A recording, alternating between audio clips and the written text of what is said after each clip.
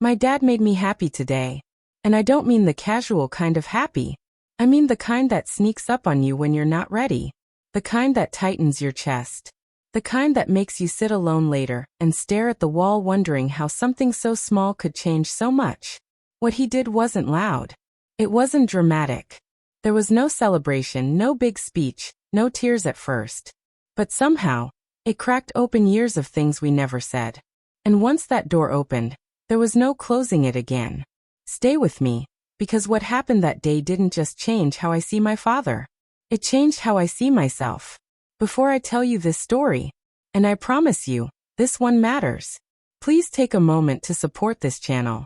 Subscribe, like the video, and tell me in the comments which city or country you're listening from. It may seem small to you, but it means everything to us.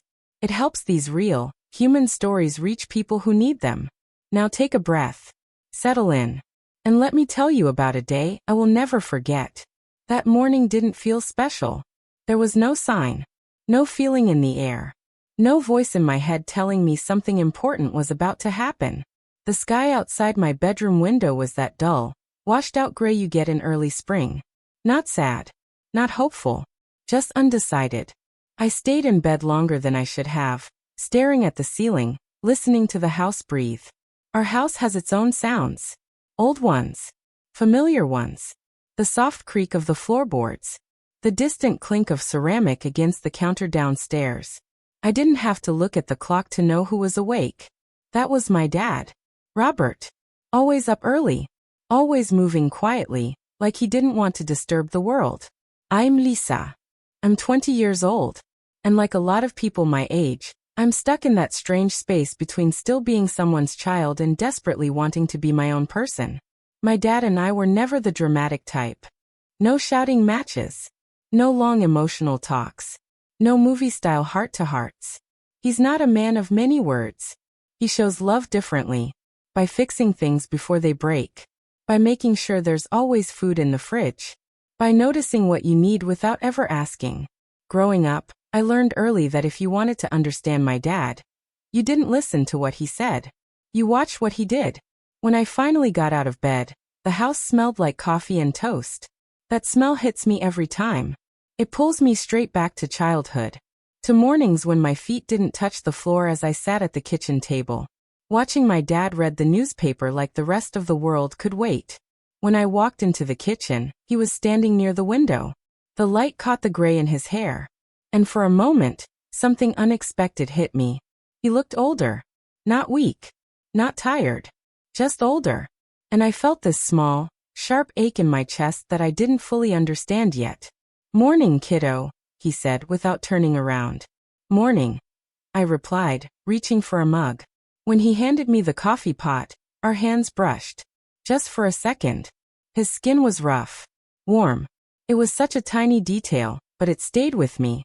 We sat at the table together. Quiet. Not awkward. Not uncomfortable. But heavy in a way I couldn't explain. It felt like that moment before a storm. When the air changes. But the sky hasn't caught up yet. I told him about my classes. About how unsure I felt. About how I didn't know if I was doing anything right with my life. He listened. Really listened. He asked questions that showed he was actually there. Not just waiting for his turn to speak. Still something felt unfinished. Like there were words sitting between us, waiting. After breakfast he cleared his throat. "Hey Lisa, do you have some time today?" I looked up. He doesn't usually ask things like that. My dad is a planner. A routine man. The kind of person who knows exactly where he's going. I was thinking maybe we could go for a drive. That caught me off guard. I hesitated. Then nodded. Yeah, okay. I had no idea that drive would quietly change everything. We drove out of town. Past streets I'd known my entire life. Past corners filled with memories I didn't think about anymore. Eventually, the houses thinned out. Bare trees. Open fields. Long stretches of road. The radio played softly, an old song I recognized but couldn't name. I watched my dad's hands on the steering wheel. Steady. Certain. And I wondered where we were going. He pulled into a small parking lot near a park I hadn't seen in years. Almost empty. The moment I recognized it, my chest tightened. I remembered feeding ducks there as a kid, laughing as my dad pretended to chase them away. It looked smaller now, but somehow heavier, more meaningful. We got out of the car. The air was cool and clean. We walked along a narrow gravel path, our footsteps crunching. I wanted to ask why we were there, but something told me to wait. He stopped near a wooden bench by a pond. The water was calm, reflecting the sky like glass. He took a deep breath, turned to face me, and for the first time in a long time, I saw something in his eyes I wasn't used to seeing. Vulnerability. "I don't always say things right," he said slowly, "and I know I haven't said enough." Then he looked directly at me. "But I need you to know how proud I am of you. Not just for what you do, but for who you are." My throat tightened instantly. Those words hit harder than I expected. He reached into his jacket, pulled out a folded piece of paper. "I've been writing this for weeks," he said. "I didn't know when I'd have the courage to give it to you." My hands trembled as I unfolded it. The handwriting was careful, familiar. He wrote about watching me grow up, about being afraid he wasn't enough, about loving me in ways he didn't always know how to explain. It wasn't fancy. It was honest. And that made it powerful. Standing there by the pond, something clicked. My dad had always loved me. Just quietly. Just differently. And today, he stepped out of his comfort zone to meet me where I was. I looked up at him, tears in my eyes, and smiled. We stayed there longer than I expected. The world moved on around us.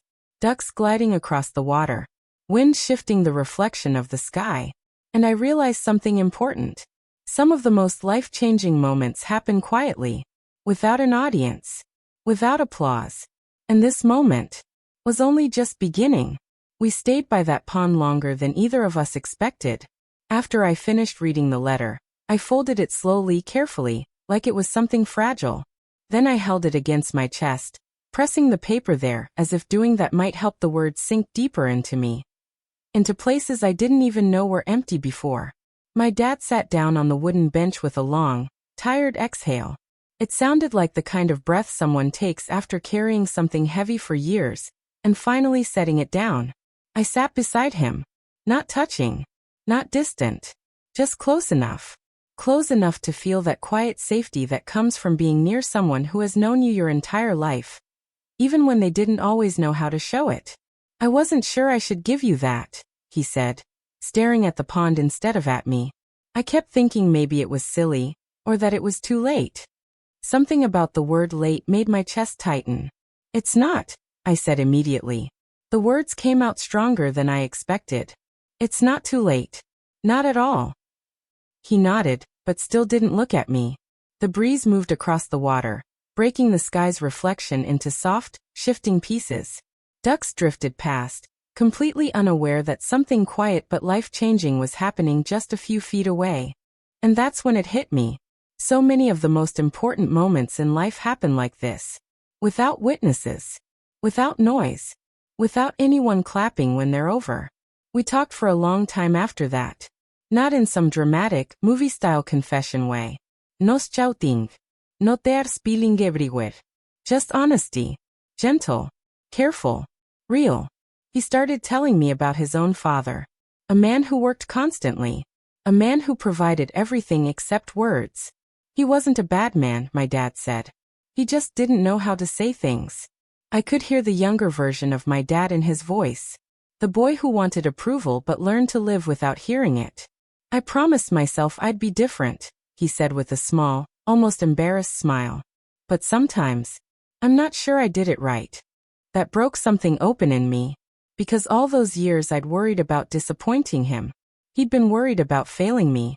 I told him things I hadn't planned to say. How lost I felt sometimes. How adulthood didn't feel like freedom. It felt like standing in a fog, unable to see more than a few steps ahead. How I worried about making the wrong choices and ending up somewhere I didn't belong. He didn't interrupt. Didn't correct me. Didn't try to fix it. He just listened. And that alone felt like a gift. At one point he chuckled quietly. "You know," he said, "when you were little, you used to hold my hand everywhere we went. Even when you didn't need to." I smiled at the memory. I think, he added softly, I needed it more than you did. That memory hit me harder than I expected. I could see it clearly. My small hand wrapped around his larger one, the world feeling manageable simply because he was there. I hadn't thought about that in years. And suddenly, I understood something important. We'd both been carrying things quietly, assuming the other one was doing just fine. Eventually, the air grew colder.